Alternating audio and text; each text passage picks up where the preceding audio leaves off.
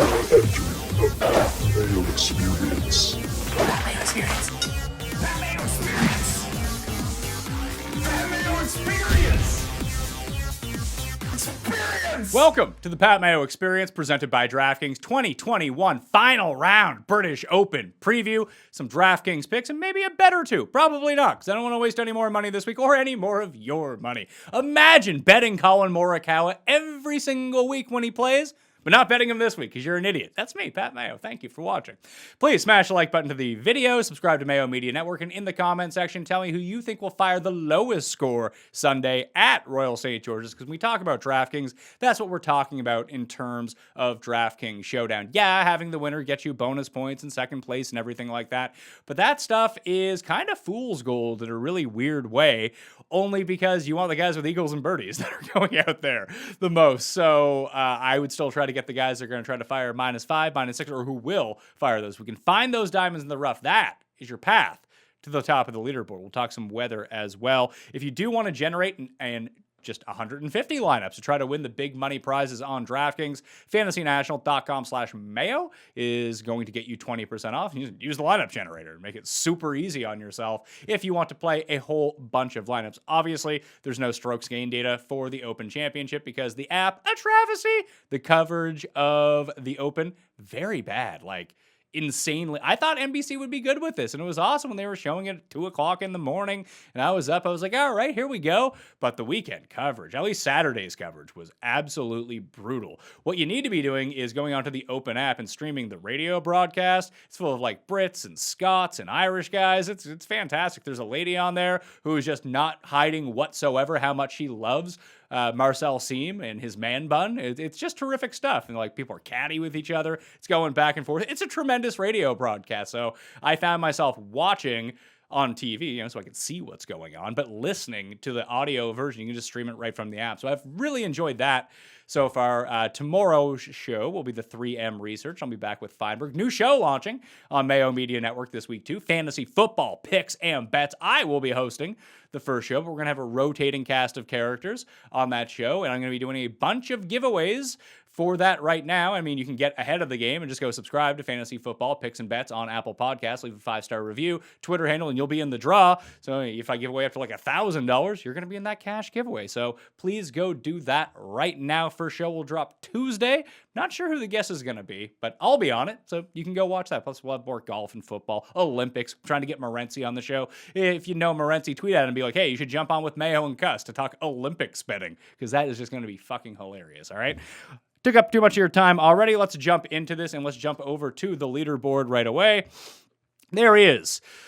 Oh, poor Spieth. He had earned a photo at one point on this leaderboard, but that was the end of him. And then he, misses a 1-foot putt, plays 17 like an absolute jabroni, and it's not the end of Spieth by any means. He's 3 shots back. Like, this is not it'd be much better if he had just went par and was 1 shot back, obviously. But to all the people saying like this is going to be it for him, like it's not. So obviously, he's way back in the pack. If Mackenzie Hughes can win for me, that would be terrific at like 350 to 1. But just coming inside the top 8 is what I need from him at the moment. Spieth is still a guy that I'm riding. But when we take a look at the wind right now for tomorrow, you can see Sunday. This is the Sandwich Bay wind tower. There's basically nothing in the forecast for tomorrow. My guy on the scene said they say that the winds goes with the tide. So, if you can figure out the tide height, maybe a bit early in the morning, I guess if it comes in, it's going to be a little bit windier, but that doesn't seem to correlate whatsoever. Now, I will say that the weather draw from earlier this week, like when we went into Thursday, it said the AM was basically going to not necessarily get wiped out, but it was going to be super difficult. And the PM on Thursday was going to be much easier. And the inverse happened. And the AM was much easier, played 2 strokes easier than the PM. So that was like 1 hour before lock when that information came out. And it still didn't match up anyway. So maybe it's going to be super windy and stuff comes out of nowhere. But if we're going to play our DraftKings Showdown lineups, this weather should tell us is that Morikawa is probably going to win by looking at this. And if we go over to DraftKings Sportsbook, you can see that he's 2-1 to win right now. Louis plus 150, Spieth 5, Rahm 16, Scheffler 20. Listen, I don't think that Corey Connors is going to win, but 25-1 being one of the 3 players who's chasing within 4 strokes of the lead isn't the craziest thing in the world. I don't know if I can get there on the 25-1, but at the same time, that just seems like a pretty elevated number for a guy who's playing really well. Now, we don't have a ton of stats from this, but Connor's the best in driving accuracy for the week at 93%, along with Blande. He's second in what they call approach play, which is just greens and regulation. He's hitting 90% of greens and regulation. If you can just get lucky for one day and he just starts making putts, all of a sudden it's game over and he's going to get himself back into this. And just any sort of stumble, like you need Morikawa to play Sunday like he did against Stuart Sink at the Heritage and just be god awful. Louis just needs to pull a classic Louis and kind of bleed it back. And Spieth, well, he's been dominating the front so far this week. Obviously, the back nine has just been horrendous for him. So, that's why I still think that Spieth has a chance. Like, if he actually makes birdie on 14 for once and doesn't gag strokes away coming in and actually makes birdie like everyone else does on some of these easier holes, he's birdieing the hard holes on the front, which no one else is. So, if he can just do that tomorrow, like if he can get his 3 under through like 8 holes tomorrow, he needs to pile up another 3 on the back. But then I think that he's very much in play to come back and win this. Everyone, like not everyone, obviously, but a lot of the discourse following the round was just, oh, he made these 2 bogeys. That's so devastating. He'll never rebound from this. Like, fuck off. It's 3 strokes. And I say that as someone with money on Spieth to win this. But if you think that he has no chance, like, well, what are we even talking about here? It's kind of crazy that Antoine Rosner, is a 89% in terms of greens and regulation. That's something to look at right now when we're kind of try to figure out what we want to do going into the final round. Someone like Adam Scott is still way up there in terms of approach play. It's kind of crazy to see who is up there in terms of the greens and regulation rate, because you would expect, Louis, but Louis been a scrambling man. You would think Morikawa, like, where's Morikawa at? He's not even up there. Marcel Siem, that actually makes a lot of sense. So I think what you want to do is kind of take a look we'll take a look at Fantasy National. We'll go to the past 12 rounds. And obviously we don't have the strokes gained data from the Open Championship. They don't have that. So if we can just kind of see, if we just go strokes gained total, we got Morikawa, English, Louis, Rahm, Scheffler, Spieth. Probably just should have did this sorting before we went into anything. That's the lineup I could have just played. I don't know if everyone would have fit going into the week, but it's Spieth. I guess if you had just even taken out Rahm, that is fucking incredible. Why didn't I just sort by strokes gained total past 12 rounds and basically unlock I don't even know what Xander did today. I didn't even hear his name once, but Casey, Brooks, Dustin, poor Neiman, Berger's now making a run. Bad day for old Kevin Kisner. Probably not going to rebound from that. But in general, we just want our approach guys.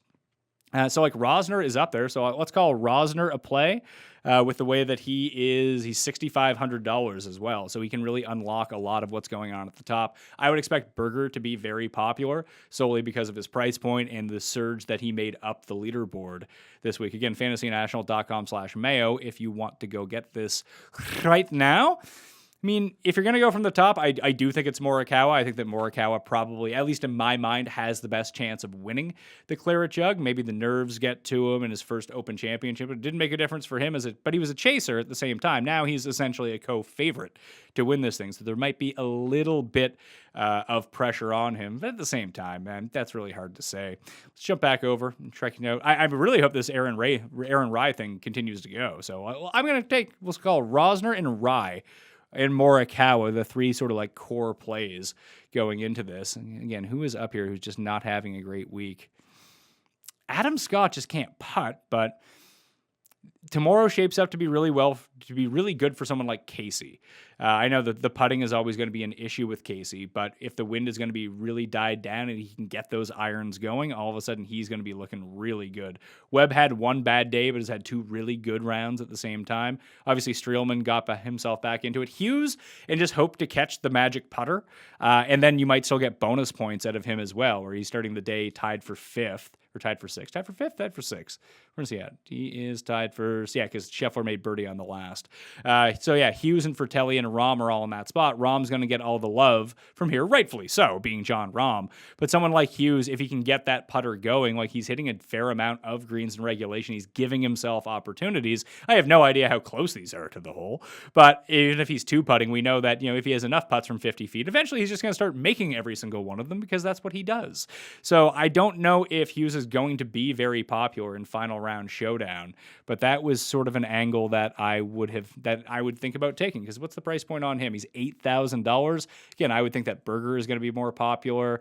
Even Fratelli in that range will probably end up being more popular. So that's a nice spot you can go to with Mac Hughes. So like Rosner, Rye, Morikawa, Hughes, and then you have two guys that you can really go with that you want. Whether it be great approach players, like from the very back of the pack, it's really difficult to say who can get it going. I'd probably want some combination of great approach play along with someone that in our minds that we think of as a really good putter. So like Webb would probably be one of those guys. Hughes would be one of those guys. Let's just sort by strokes gained putting and see who's left around here. I don't know if I have the guts to go to Kisner in this spot, but like someone like Bezadenhout, who has just been treading water all week, that maybe he can finally get it going a little bit. He's only $7,000 on DraftKings going into the day. And again, if you can take Rosner, Rye, Hughes, or I guess Hughes is a little bit more expensive, Bezadenhout, Rye, or Rosner, two of those three, all of a sudden, Kokrak is probably going to be the nut chalk at $6,400, and you just kind of have to hope for a bad putting day from Kokrak. As you can see, he has the fewest putts per green regulation of any player in the field. Ryan Fox is a really interesting one, actually. How much is Foxy? Because he really battled back nicely, $7,300. He's someone I like coming into the week. I have a top 20 on him, but I just think that he showed a lot battling back today.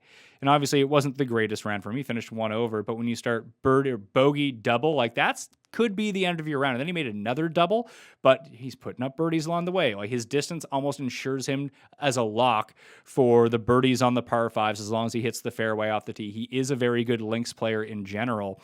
And, just give him another shot at this. The birdies have been coming in bunches for him. So he's another guy that you can throw onto the very bottom of that list. So I actually might like him more than Rye. I think he's just more likely to go out and shoot a 64, where Rye, like, you almost lock him in for like a 68, 69. But he's a very good price, and, I'm rooting for him. So we'll cross off Rye. We'll go Rosner, Fox, and Hughes as sort of back-end plays. I'm going to take the fade on Chalky Kokrak, a fade on a Chalky Burger, and play Morikawa from the top. I'll probably end up getting sucked into Spieth, too, just because I'm rooting for him.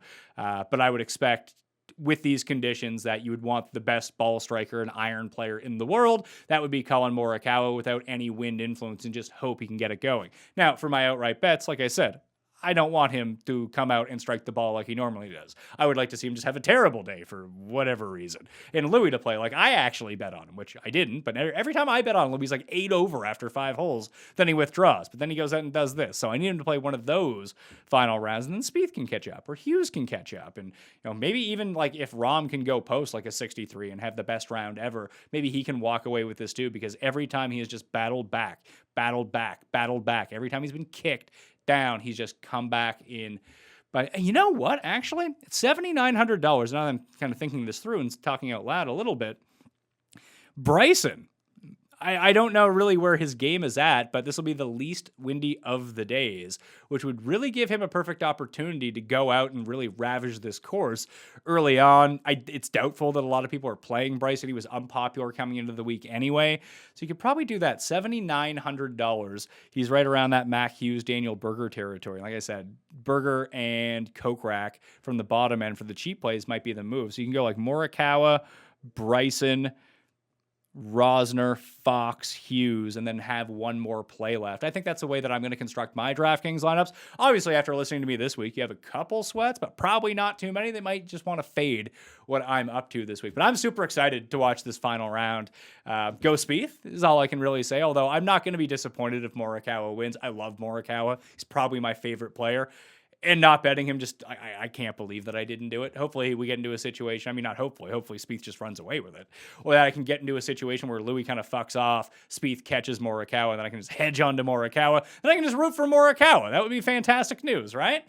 All right, smash the like button of the video. Give me your low round of the day. I'll say Ryan Fox is going to be the low round of the day as my pick in the comment section for low round on Sunday. And I'm excited to see. I saw some people with some good millionaire maker sweats out there. So good luck to everyone who has something to play for tomorrow. I hope everything breaks your way because DraftKings-wise, I'm not in contention for any sort of big money. So I really hope that it can funnel down to you. All right, I'm Pat Mayo. Thanks for watching. I'll see you tomorrow, and I'll see you next time.